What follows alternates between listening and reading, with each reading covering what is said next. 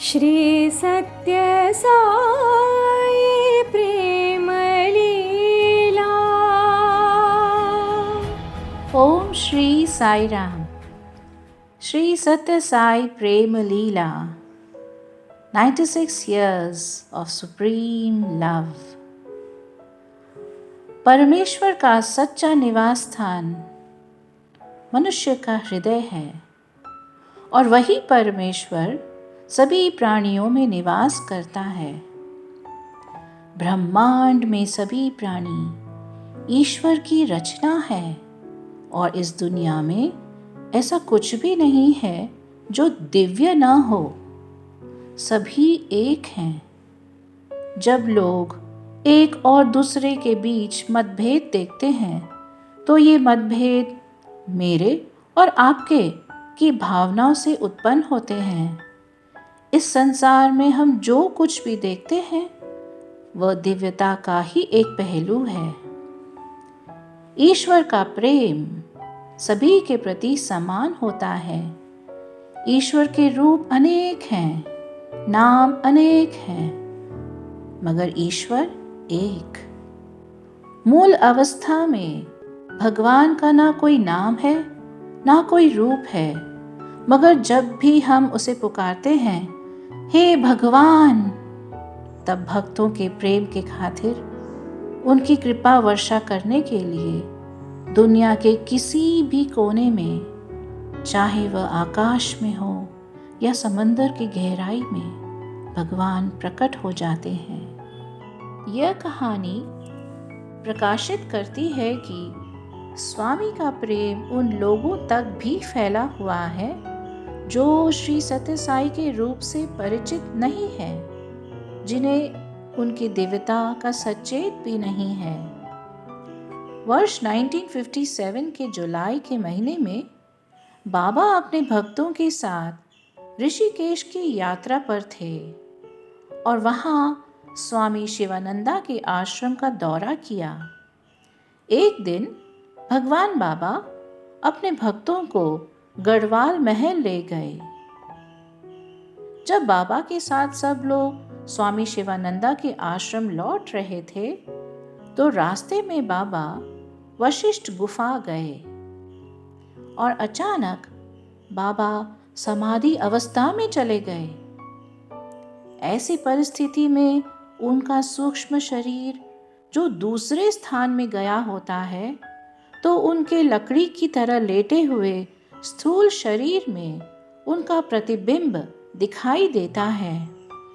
भक्तों ने देखा कि उनके हाथों की हथेलियां किसी चीज या किसी की रक्षा करने की मुद्रा में हो गए हैं।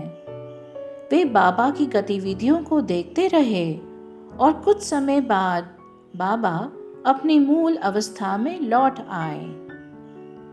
तब भक्तों ने पूछा, बाबा क्या हुआ था? आप कहाँ चले गए थे? बाबा ने समूह में से एक श्री सुब्रमण्यम को बुलाया और पूछा, वशिष्ठ गुफा के बाहर नदी में तुमने क्या देखा? सुब्रमण्यम ने जवाब दिया कि मैंने वशिष्ठ गुफा के पास एक शरीर को देखा जो गंगा नदी में बह रहा था। वह कमल मुद्रा में बैठे एक योगी की तरह लग रहा था। पानी का बाढ़ उसे उसी मुद्रा स्थिति में ले जा रहा था। फिर भगवान बाबा ने सुब्रमण्यम को आगे बोलने से रोका और कहा, वह एक योगी है जो गंगा नदी के तट पर मिट्टी के टिले पर ध्यान में खोए हुए बैठे थे।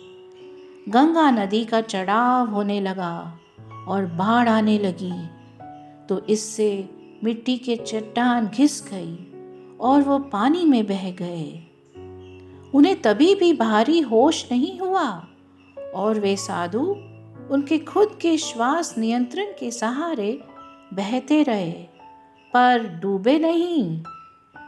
लेकिन कुछ समय बाद जब उन्हें स्थिति का एहसास हुआ और अपनी आंतरिक गहराई से हे भगवान के शब्दों से उन्होंने आवाज़ दी और उसी समय उन्होंने अपने श्वास नियंत्रण की शक्ति खो दी। बाबा ने आगे बताया कि वे उसी समय उसे बचाने के लिए गए। गंभीर बाढ़ से बचाने के लिए योगी की छाती को अपने हाथों से ढक दिया था और उसके बाद बाबा 30 मील की दूरी तक उन्हें ले गए और शिवानंद नगर में एक किसान के घर के पास उन्हें ठहराया। फिर स्वामी ने उस योगी को कुछ गर्म खाने और पीने के लिए दिया और उस योगी को पुनर्जीवित किया। वे योगी भगवान श्री सत्य साई बाबा को जानते तक नहीं थे। उन्होंने भगवान को पुकारा था और योगी जन प्रियाय भगवान श्री सत्य साई बाबा ने पुकार सुनकर उनकी साधना को सुरक्षा पहुंचाकर उस साधु को जीवन दान दिया। इसका क्या मतलब है? ऐसा लगा कि पुरानी दिव्य कथा फिर से उजागर होकर भगवान विष्णु ने हाथी गजेंद्र की पुकार का जवाब दिया था और उसे बचाया था। उसी भारती स्वामी ने साधु की रक्षा की है। भगवान बाबा ने हम सबको समझाया है कि यह आवश्यक नहीं है कि किसी को साई की ही रूप की पूजा करनी चाहिए।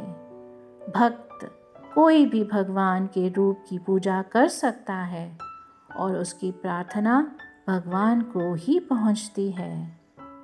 यह बहुत है कि यदि कोई भी सही आचरण, धर्म और सत्य का पालन करता है और उसके पास सभी के प्रति प्रेम है, उसे भगवान में विश्वास करने की भी आवश्यकता नहीं।